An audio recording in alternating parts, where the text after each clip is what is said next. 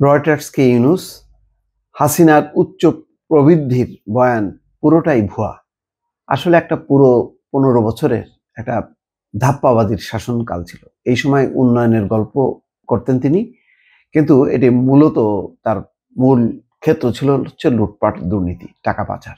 এই দুর্নীতি, লুটপাট, টাকা পাচারকে বৈধতা দেওয়ার জন্য কিছু অবকাঠামো নির্মাণ করা হয়েছে জনগণের অর্থে, এবং ওই অবকাঠামোগুলো হচ্ছে এতই দুর্নীতিতে ভরপুর ছিল যে 10 টাকার কাজ করা হয়েছে 10,000 টাকায়, 10,000 টাকার কাজ করা হয়েছে 10,000 কোটি টাকায়। এমন একটি পরিস্থিতি তৈরি হয়েছে। ফলে এখন কিন্তু আসল জিনিসগুলো আসছে, যার জন্য আমাদের দেখা যাচ্ছে যে উন্নয়ন, অগ্রগতি, মূল্যস্ফীতি সব সূচকগুলো নিচে। আগে হলো সবগুলো ক্যামোফ্লেক্স করা হতো, মানে রপ্তানি আয়, উন্নয়ন, যতগুলো সূচক ছিল সবগুলো উপরে দিকে দেখানো হতো, যাতে মানুষ মনে করে যে না, গণতন্ত্র না থাকলে কি হবে, শেখ হাসিনা তো উন্নয়ন একদম মানে ভরে দিচ্ছে।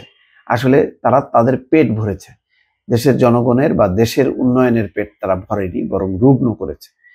ক্ষমতাচ্যুত বাংলাদেশের সাবেক প্রধানমন্ত্রী শেখ হাসিনা দেশের উচ্চ প্রবৃদ্ধি নিয়ে যা প্রচার করতেন তার পুরোটাই ছিল ভুয়া। এমনটাই বলেছেন অন্তর্বর্তী সরকারের প্রধান উপদেষ্টা নোবেলজয়ী ডক্টর মোহাম্মদ ইউনূস। বৃহস্পতিবার সুইজারল্যান্ডের দাভোস বিশ্ব অর্থনৈতিক ফোরামের বার্ষিক সম্মেলনের ফাঁকে বার্তা সংস্থা রয়টার্সকে দেয়া এক সাক্ষাৎকারে তিনি এই কথা বলেন। এ সময় হাসিনা সীমাহীন দুর্নীতি নিয়ে প্রশ্ন না তোলায় বিশ্বকেও দোষারোপ করেছেন ডক্টর ইউনূস। রয়টার্সের খবরে বলা হয়, ছাত্র জনতার অভ্যুত্থানে গত বছরের আগস্টে ক্ষমতাচ্যুত হয়ে প্রতিবেশী দেশ ভারতে পালিয়ে যান শেখ হাসিনা। এরপর বাংলাদেশের অন্তর্বর্তী সরকারের দায়িত্ব নেন 84 বছর বয়সী ডক্টর ইউনূস।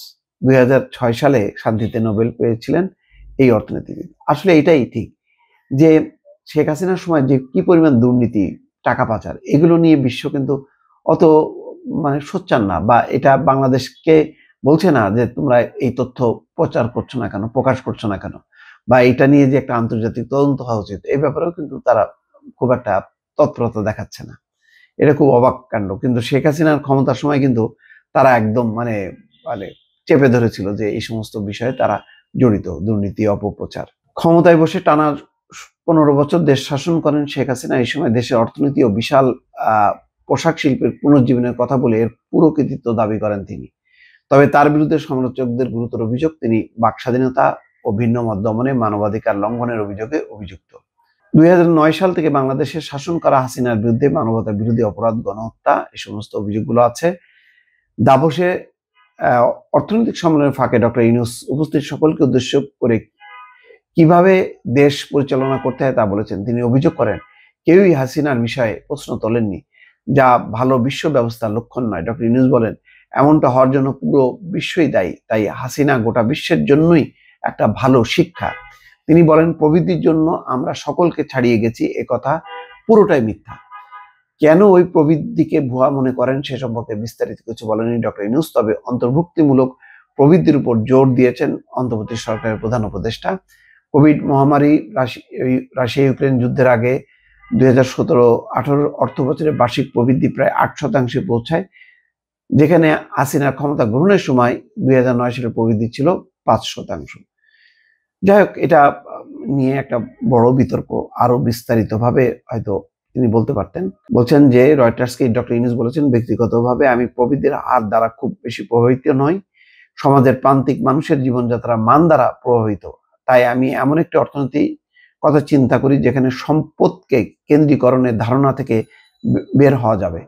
হাসিনার সঙ্গে ভারতের সম্পর্ক গলায় গলায় থাকলেও তার পতনের পর পুরোপুরি পাল্টে যায় সেই চিত্র। এখন ঢাকা নয়াদিল্লির সম্পর্কে এক ধরনের উত্তেজনা বিরাজ করছে, যদি উভয় দেশই বাণিজ্যিক এবং সাংস্কৃতিক সম্পর্কে আবদ্ধ। রয়টার্স বলছে, ভারতের সঙ্গে বৈরী সম্পর্কের কারণে বাংলাদেশ এখন কিছুটা কঠিন পরিস্থিতিতে রয়েছে।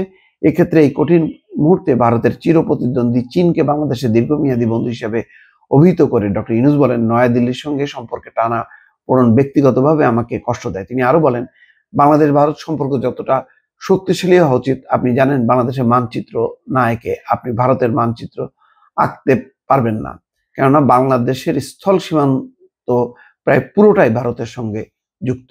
দর্শক, ভালো থাকবেন। আল্লাহ হাফেজ।